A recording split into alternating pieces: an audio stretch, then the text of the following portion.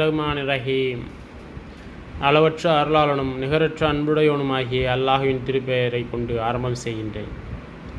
மறை வழங்கும் மாமருந்து தொகுப்பிலிருந்து ஒரு மனிதரின் காய்ச்சல் நீங்க என்ன செய்ய வேண்டும். சட்ட நிபுணர் முகமதுல் மாசினி அவர்களுக்கு காய்ச்சல் ஏற்பட்டிருந்தது. அவர்களின் குரு நோயாளியை பார்க்க வந்தார்.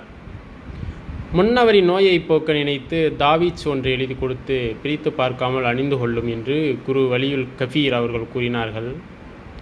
நோயுற்ற மாசினி அந்த தாவீஜை அணிந்து காய்ச்சல் நின்றுவிட்டது. மாசினி அதை பிரித்து பார்த்தபோது பிஸ்மில்லாஹிர் ரஹ்மானிர் ரஹீம் என்ற வாக்கியமே இருந்தது தவிர வேறு எதுவும் காணப்படவில்லை. காய்ச்சல் மீண்டும் வந்துவிட்டது. இந்த செய்தி அவர்கள் தமது குருவிடம் தெரிவித்தபோது, நீர் அந்த தாவீஜை பிரித்து பார்த்தீர்களா என்று கேட்டார்கள். அதற்கு மாசினி ஆம் என்றார்கள்.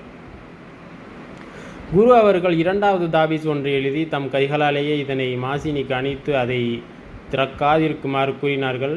உடனே காய்ச்சல் நின்றுவிட்டது.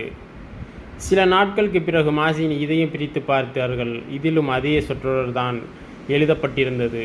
காய்ச்சல் மீண்டும் வந்துவிட்டது. தம் குருவிடம் சென்று மாசினி விஷயத்தை தெரிவித்து தாம் செய்த தவறுக்கு இறைவனிடம் மன்னிப்பு கேட்டுக்கொண்டார்கள். மூன்றாம் தடவையாக தாவீஸ் எழுதி அணிவிக்கப்பட்டதும் காய்ச்சல் நின்றுவிட்டது. ஓராண்டுக்கு பிறகு அதனை திறந்து பார்த்தபோது அதில் அதே வாக்கியம்தான் எழுதப்பட்டிருந்தது, பிஸ்மில்லாஹிர் ரஹ்மானிர் ரஹீம் என்று. ஹாஃபிஸ் அபில் ஹாதம் ராசி சொல்கிறார்கள், நான் அபுல் ஜமான் ஹக்கம் அவர்களின் பள்ளிவாசலுக்கு போனேன்.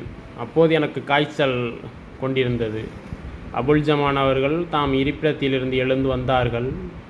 அவர்கள் என்னை பற்றி மக்களிடம் விசாரித்திருக்கிறார்கள். எனக்கு காய்ச்சல் ஏற்பட்டிருக்கிறது என்று அவர்கள் கூறியிருக்கிறார்கள். என்னிடம் வந்த அபுல் ஜமான் அவர்கள் என்னை பற்றி விசாரிக்கும் போது எனக்கு காய்ச்சல் கண்டிருந்த செய்தியை தெரிவித்தேன். காய்ச்சலை போக்குவதற்காக அச்சரம் உமக்கு தெரிகிறதா என்று கேட்டபோது என்ன அது என்று நான் கேட்டேன். ஒரு காகித துண்டில் ஏதோ ஒரு அச்சரம் எழுதி என்னிடம் கொடுத்தார்கள். அதை என் தலையணைக்கு அடியில் வைத்து படுத்து கொண்டேன். அவர்கள் சென்ற பிறகு அதனை பிரித்து பார்த்தேன். வேறு குறிப்பிட்ட பிஸ்மில்லாஹிர் ரஹ்மானிர் ரஹீம் என்ற சொற்றொடர் தான் எழுதப்பட்டிருந்தது.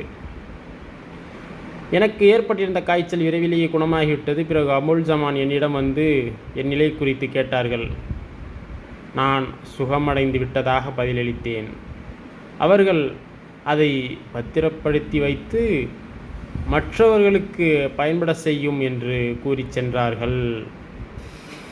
அல்ஹம்துலில்லாஹ், அல்ஹம்துலில்லாஹ், அல்ஹம்துலில்லாஹ்.